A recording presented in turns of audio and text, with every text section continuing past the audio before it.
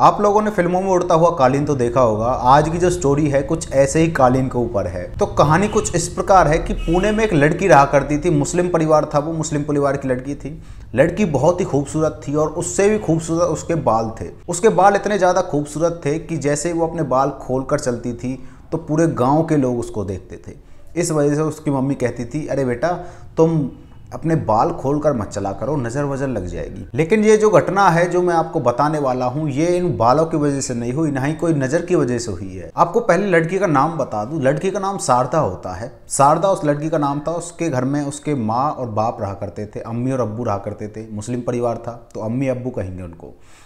उसके अम्मी अब्बू उसके साथ रहते थे। उसका कोई भाई नहीं था, अकेली थी वो। तो एक दिन क्या होता है, शारदा और शारदा की मम्मी ऊपर काम कर रही थी, कपड़े सुखा रही थी और गेहूं सुखा रही थी अपना। क्योंकि गांव में क्या करते हैं, गेहूं जब खेत से लाते हैं तो उसको धोकर सुखाते हैं, क्योंकि वो एक तरीके से गंदा होता है तो उसको धोकर सुखा के फिर खाते हैं। सुखाने के लिए उन्होंने धो के गेहूं ऊपर छत पे रखा हुआ था और कपड़े भी सुखा रखे थे। उनको कुछ काम याद नहीं रहता है कि ऊपर कपड़े भी पड़े हैं और गेहूं के वो दाने भी पड़े हैं। बहुत सारे काम करने की वजह से उनको ये याद नहीं रहता है ऊपर कपड़े पड़े हैं और गेहूं पड़े हैं।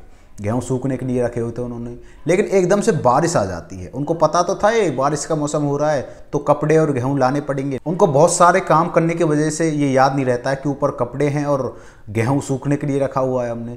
एकदम से उसका पापा याद दिलाता है, जो अब्बू होता है। शारदा का अब्बू ये कहता है, शारदा बेटी ऊपर से गेहूं नहीं लाई और कपड़े नहीं लाई, जल्दी जाके लाओ। तो शारदा ऊपर जाती है अपने छत पे। उनका दरअसल ऐसा होता है कि एक ही मंजिला घर होता है, ऊपर कोई भी फ्लोर नहीं था, एक ही मंजिला था, वहीं पर रहते थे वो। ऊपर जाते हैं और उन्होंने एक रस्सी सी टाँक रखी थी, रस्सी लगा रखी थी जिस पर कपड़े थे। कपड़े बहुत सारे थे तो कपड़े उतारने में टाइम लगता है। टाइम उतारते रहती है। एकदम से शारदा को कुछ फील होता है कि उसके ऊपर से कोई आ रहा है। उस ऊपर क्या है? आसमान। नीचे वो एक मंजिल का घर था, लेकिन ऊपर क्या था? आसमान था। पर ऊपर से उजाला कैसे दिख रहा है उसे? उजाला दिख रहा था और उसके साथ एक अच्छी सी सुगंध आ रही थी उसको, बहुत अच्छी सुगंध। जैसे विदिन सेकंड वो ऊपर देखती है उस उजाले की तरफ, तो क्या देखती है कि एक कालीन उड़ती हुई जा रही है उसकी छत पे से। कालीन उसको जैसे ही दिखती है, कालीन कितनी बड़ी थी? कालीन इतनी बड़ी थी कि 6-7 फीट लंबी और बहुत ज़्यादा चौड़ी थी। बट इतनी बड़ी थी उस पर 4-5 लोग आराम से बैठ जाएंगे। उस कालीन पर शारदा क्या देखती है? किसी कालीन पर मृत शरीर लेटा हुआ है और मृत शरीर के चारों कोनों पर, काली के चारों कोनों पर वहाँ पर आदमी बैठे हुए हैं। वो जिंदे हैं, मतलब जिंदा आदमी 4 कोनों पर बैठे हुए हैं और मृत शरीर जो है वो बीच में लेटा हुआ है। उसको वो चीज़ दिखती है तो वो उस बात को फ़नी वे में ले जाती है। उसकी मम्मी ऊपर आती है। उसकी मम्मी ये सोचती है कि अरे शारदा को चल मैं थोड़ी हेल्प करवा दूँ, कपड़े बहुत सारे हैं और गेहूं वगैरह भी बिखरा पड़ा होगा। उसकी मम्मी ऊपर जैसे जाती है तो शारदा उससे कहती है कि मम्मी देखो यहाँ पर कालीन उड़ रही है और देखो कैसे लोग उड़ रहे हैं। जैसे वो अपनी मम्मी को दिखाने के लिए होती है, उसकी मम्मी को सुगंध तो फील हो गई थी, लेकिन उसकी मम्मी को वो कालीन नहीं दिख रही थी। कालीन को शारदा जैसे बताती है कि मम्मी देखो वो ऊपर उड़ रही है कालीन, लेकिन उसकी मम्मी को कुछ दिख ही नहीं रहा होता है। उसकी मम्मी को कुछ भी नहीं दिख रहा होता है और शारदा को सारी चीज़ें दिख रही होती है कि वो आदमी उसकी तरफ देख भी रहा है। जो कालीन का पीछे वाला छोड़ का आदमी था, पीछे जो कोने पे बैठा हुआ था, वो आदमी शारदा की तरफ देख रहा था, नीचे की तरफ। तो शारदा कहती, मम्मी देखो मुझे ये आदमी देख रहा है। उसकी मम्मी उससे बिना कुछ बोले नीचे की तरफ उसको ले जाती है, सारे सामान को उतार कर। जैसे वो दोनों नीचे जाते हैं तो अपने अब्बू को सारी बातें बताते हैं कि अब्बू हमारे साथ ऐसा हुआ था। लेकिन उसका अब्बू इतना ज़्यादा सीरियसली व्यवहार नहीं करता है, ऐसा व्यवहार करता है जैसे कुछ ज़्यादा कुछ हुआ ही नहीं है। उसका अब्बू कहता है कि बेटी ऐसा कोई भी नहीं है, तुम अपने काम धंधे में लगो, कुछ नहीं है, होता रहता है ये चीज़ सबकी, मतलब दिखती रहती है कोई चीज़। शारदा को अभी भी वो सुगंध आ रही थी जो कि ऊपर छत पे आ रही थी उसे। वो सुगंध के साथ अपने कमरे में लेटने के लिए जाती है। उसकी मम्मी लेट चुकी थी और उसकी मम्मी सो भी जाती है। जैसे सुबह होती है तो उसकी मम्मी देखती है कि शारदा तो अपने बेड पर बैठी हुई है और शारदा पूरी रात सोई नहीं है। तो शारदा से जाके पूछती है उसकी मम्मी कि बेटी क्या हुआ? शारदा बताती है कि अम्मी ऐसा हुआ कि मेरी आँख ही नहीं लगी और नींद तो आई नहीं, मतलब पहली बार मेरे साथ हो रहा है ये। उसकी मम्मी कहती है बेटा चल ठीक है कोई बात नहीं, हम तुझे एक मौलाना के पास लेके चलते हैं। अपनी बेटी को उसकी मम्मी मौलाना के पास ले जाती है। पास जैसे ले जाती है तो मौलाना झाड़ फूक करता है, कहता है कि चलो ठीक है कोई दिक्कत नहीं है, सही हो जाएगी बेटी। लेकिन ऐसा लग रहा था उस मौलाना के व्यवहार से कि ये उसकी बस की बात नहीं है बिल्कुल भी। उस पर ये चीज़ नहीं होगी। शारदा जैसे घर में एंटर करती है तो शारदा को क्या लगता है कि जो सुगंध है वो बहुत ही ज़्यादा पावरफुल हो गई है, मतलब आप बोल सकते हो कि 10x हो गई है, 10 गुना ज़्यादा पावरफुल।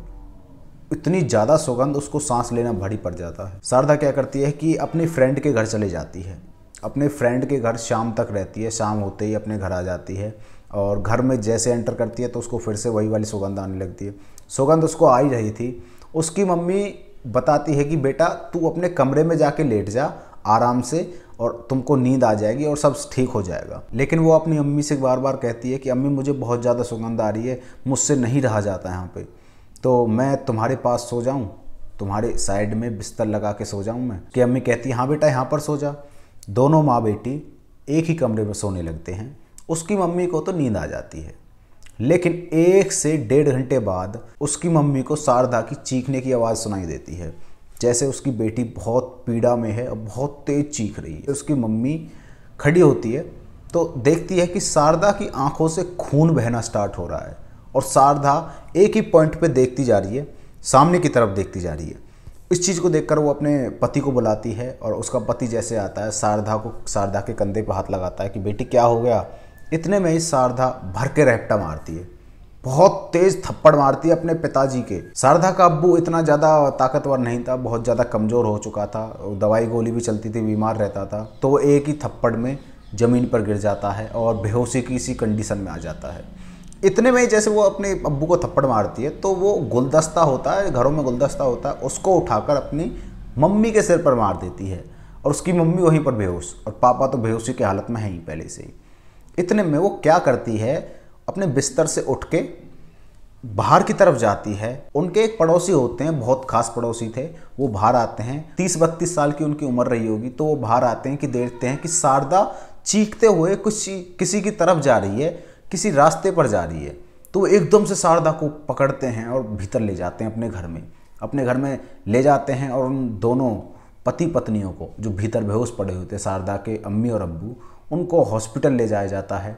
हॉस्पिटल जैसे ले जाते हैं तो सुबह जब होती है, शारदा ने पूरा उनका कमरा तहस नहस कर दिया था। तहस नहस इसलिए कर दिया था, शारदा को अपने कमरे में बंद कर दिया था, अपने घर के कमरे में बंद कर दिया था। वहाँ पर उसने पूरी चीज़ों को तोड़ फोड़ कर रख दिया था। जो उनके पड़ोसी थे उन्होंने उसके रिलेटिव के पास भी कॉल कर दिया था कि तुम्हारी जो भांजी है या बच्ची है, भतीजी है, कोई भी है, वो ऐसी हालत में है। तो उसके मामा सबसे पहले आते हैं। मामा जैसे आते हैं तो उनके माँ बाप जो हैं वो भी हॉस्पिटल से आ जाते हैं। सुबह के 11:30 बजे हॉस्पिटल से आते हैं तो उसका मामा कहता है कि मैं एक मौलाना को जानता हूँ। वही मौलाना था वो जिसको वो जानता था, जिसके पास उसकी अम्मी पहले उसको लेके गई थी।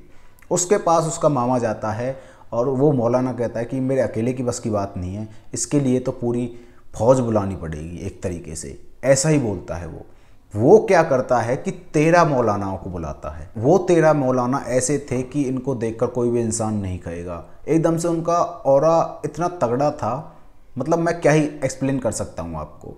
तो वो घर में एंटर करते हैं। घर में वो जैसे एंटर करते हैं तो शारदा को बुलाया जाता है, शारदा के माँ बाप को बुलाया जाता है। वो अपनी आयतें पढ़ना स्टार्ट कर देते हैं।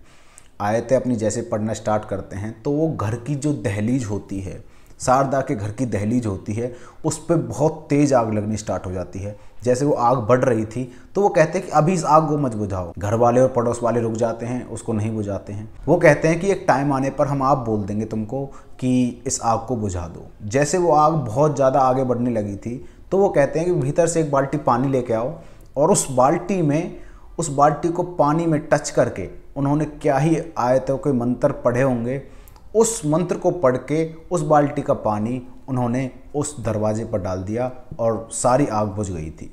जैसे वो आग बुझती है तो शारदा के भीतर जो बैठा था, भीतर जो आत्मा थी, वो एकदम से बोलती है मैं इसे मार डालूंगी, तुम चले जाओ यहाँ से।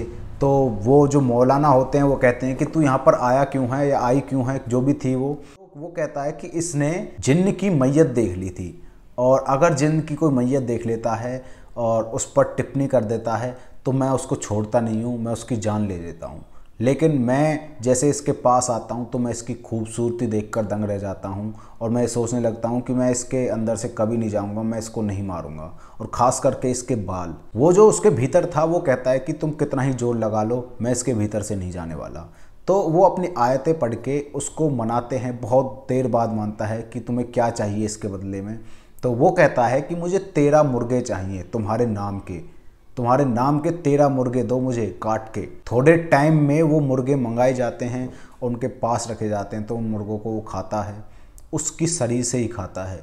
उसके शरीर से वो जैसे खाता है उसको, तो उसके शरीर में एकदम से निकल के जाता है और एक हवा का सा प्रभाव उठता है। जैसे उसके शरीर में तो वो निकलता है तो एकदम से हवा जैसी होती है ना, आप धुएं का सा आकार समझ लो, ऐसा उसके शरीर के बाहर से निकल रहा था। जब उसके शरीर से निकला था, शारदा वहीं पर बेहोश हो जाती है और उसको कम से कम 2 दिन बाद होश आता है और अब फिलहाल वो सही है। आपको क्या लगता है, ये कहानी असली है या फिर अंधविश्वास? वीडियो में कमेंट करके जरूर बता देना। मिलते हैं किसी नेक्स्ट वीडियो में, तब तक के लिए बाय बाय।